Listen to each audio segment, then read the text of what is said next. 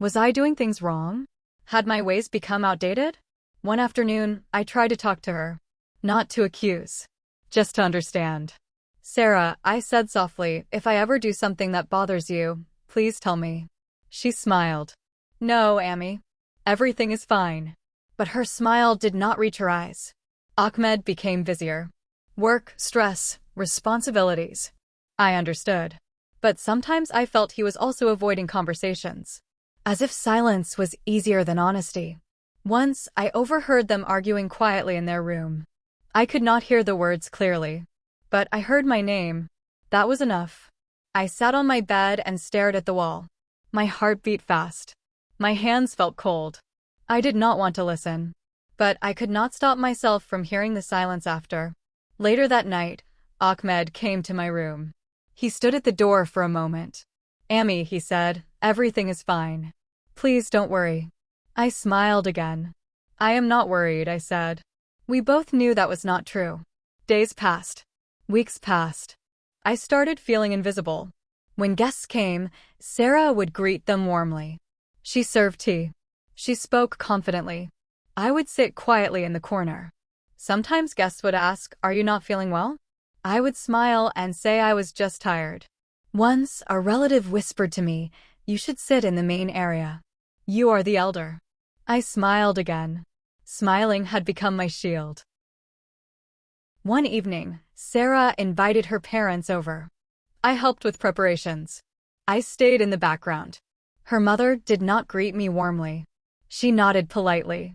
During dinner, Sarah spoke proudly about how she manages the house. How organized everything is now. I felt like someone was slowly erasing my presence. I wanted to speak. To say I had done all this before. To say this house ran smoothly long before. But I stayed quiet. That night, I cried silently into my pillow. Not because of what she said, but because of what I could not say. The distance between me and Ahmed grew. He still respected me. Still spoke politely. But something was missing. The closeness. The ease. I stopped sharing my thoughts with him. I did not want to burden him. One morning, I fell slightly ill. Nothing serious. Just weakness. I stayed in bed.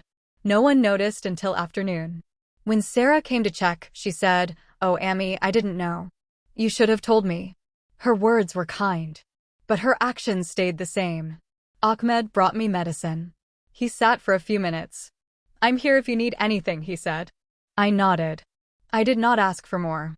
I realized then that asking had become difficult for me. I did not know my place anymore. Was I allowed to expect care? Or was I supposed to disappear quietly? The house felt divided into spaces. Their space. And mine. Even the kitchen had become unfamiliar. I started eating simpler meals. Bread. Tea. Rice. I did not want to be in the way. One afternoon, I overheard Sarah speaking to Ahmed. Her voice was calm but firm. "We need privacy," she said. "I feel like I can't relax." Ahmed did not reply loudly. But I knew what that meant. That night, I lay awake, staring at the ceiling. I felt like I was slowly being pushed out, inch by inch. Not with cruelty, but with quiet decisions. I thought of all the years I had spent building this home. And now, I felt like I was borrowing space in it. The turning point did not come with shouting. It did not come with harsh words or raised voices. It came quietly, on an ordinary afternoon, when I thought I was doing the right thing. That day, I woke up feeling a little stronger. The weakness from the previous week had faded. I felt useful again. I decided to cook Ahmed's favorite meal. Nothing fancy. Just simple food the way I used to make it when he was younger. I told myself it would be a small gesture. A reminder of love. A way to reconnect. The kitchen was empty when I entered. The sunlight fell on the counter. The room smelled clean and calm. As I chopped vegetables, memories filled my mind. Ahmed standing beside me as a boy, asking for extra spice, laughing when I scolded him. For a moment, I felt at home again. I was stirring the pot when Sarah walked in. She stopped at the door. Her expression changed slightly. "Oh," she said, "I was planning to cook today." Her voice was not angry, but it was firm. "I thought I would help," I replied softly. "I am feeling better today." She paused. Then she said something that still echoes in my heart.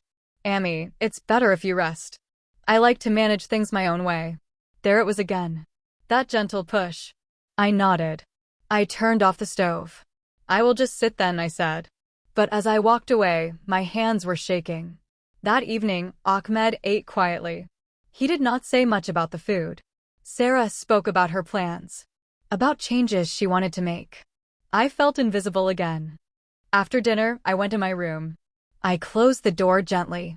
I sat on my bed and stared at my hands. Hands that had cooked, cleaned, held children, wiped tears. Now they felt useless. That night, I heard them talking. Not arguing. Talking. Sarah's voice was low, but clear enough. She interferes without realizing, she said. I feel suffocated. Ahmed replied softly. I know. But she is my mother. There was a pause. I'm not asking you to choose, Sarah said. I just need boundaries. That word stayed with me. Boundaries.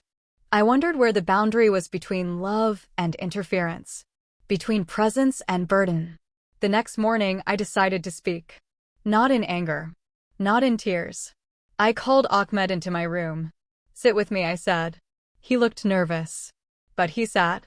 I want to ask you something, I said slowly. Do I make your life difficult? He looked at me surprised. No, Amy, he said quickly. Then why do I feel like I am in the way? I asked. He looked down. Things change after marriage, he said. We are adjusting. I nodded. I understand that. I took a deep breath. Would it be easier if I lived somewhere else? I asked quietly. He looked up sharply. No, he said. Why would you say that? Because I don't want to be a burden, I replied. He did not answer immediately. That silence hurt more than words. A few days later, Sarah spoke to me directly. We were alone in the living room. Amy, she said, I hope you don't take this the wrong way. I nodded. I think it would be healthier if you spent more time in your room. We need space as a couple. Her words were calm, carefully chosen. But they cut deep. This is my home too, I wanted to say. But the words stayed inside. I understand, I said instead. That night, I packed a small bag. Not to leave forever. Just to stay with my daughter for a few days. I did not tell them at first. I wanted to think. When Ahmed found out, he looked troubled. Amy, you don't have to go, he said. I want to, I replied. Sarah said nothing. As I closed my room door, I felt like I was closing a chapter of my life. At my daughter's house, I felt safe, but also broken. She noticed immediately. Amy, what happened? She asked. I smiled. Nothing, I said. But she knew. That night, I cried openly for the first time. I cried for the mother I used to be, for the home I no longer recognized. After a few days, Ahmed called. Amy, come back, he said. The house feels empty without you. I returned quietly. But something had changed forever. I stayed mostly in my room. I avoided shared spaces. I became a shadow. One afternoon, Sarah came to my room. She sat down. I don't want you to feel hurt, she said. But I need to live my life. I looked at her. Really looked. She was not cruel. She was young, trying to build control in a new world. I understand, I said. But understanding did not erase the pain. That was the moment I realized something important. Love does not always protect you. Sometimes it teaches you how to let go. After that conversation, something inside me slowly settled. Not because the pain disappeared, but because I stopped fighting it. I understood that my place in this house had changed. Not suddenly, not by force, but by time. I stopped waiting for things to go back to how they were. I stopped hoping for unspoken apologies. I started learning how to live with quiet dignity. My days became simple. I woke up early. I prayed. I read. I spent time in my room. Sometimes I helped when asked. Sometimes I was not asked at all. And that was okay. At least, I told myself it was. Ahmed tried to make small efforts. He would sit with me in the evenings sometimes. Ask if I needed anything. But there was always a distance. An invisible line neither of us crossed. I stopped complaining, even inside my heart. I realized that holding on to pain was only hurting me. One afternoon, I received a letter. It was from an old friend. She wrote about her children, her loneliness. Her words felt familiar. I realized I was not alone in this experience. Many mothers go through this quiet fading. That realization brought me comfort. One evening, Sarah fell ill. Nothing serious. But she was weak. Ahmed was worried. He asked me to help. I did not hesitate. I cooked.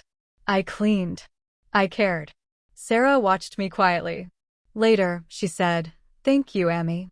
It was the first time in months her voice sounded soft. I nodded. No expectations. After that, things slowly softened. Not returned. Softened. Sarah started including me in small ways. Asking my opinion. Sitting with me for tea. Not often. But sometimes. I learned not to demand closeness. I accepted what was offered. One day, Ahmed sat with me and said, "Amy, I hope you know we never wanted to hurt you." I looked at him. "I know," I said. "But intentions don't always protect hearts." He nodded. That was enough. I began spending time outside the house. With neighbors. With relatives. I built a small life for myself again. I stopped seeing myself as unwanted. I started seeing myself as evolving. I realized my role was changing. Not ending. One evening, Sarah came to me. "I didn't know how to balance things," she said. "I hope you forgive me." I looked at her. I saw fear. Not pride. "I forgive you," I said. And I meant it. Forgiveness did not erase the past. But it released me from carrying it. I stopped measuring my worth by my place in the house. I found it within myself. The house no longer felt like mine. But my heart felt lighter. I learned to love without holding. To give without expecting. And in that, I found peace. Now, when I look back at those years, I no longer feel the sharp pain I once did. The memories are still there. But they feel softer, like edges worn smooth by time. I sit by the window in the afternoons and watch the world move slowly. Children walking home from school. Birds resting on electric wires. Life continuing quietly. The house still stands. The walls are the same. But I am different. I have learned that homes are not only made of bricks and routines. They are made of understanding. And understanding takes time. There are days when I still feel like a guest. But I no longer feel lost. I have learned that being a mother does not mean holding on forever. It means knowing when to step back. When to allow space for others to grow. Ahmed still comes to me sometimes. He sits quietly. He asks for advice. Not as often as before. But enough. Sarah greets me warmly now. Not out of duty. But with ease. We are not perfect. But we are peaceful. I no longer expect the past to return. I have accepted the present. I have learned that silence is not always rejection. Sometimes it is simply change. To any mother listening to this, I want to say something gently. You are not alone.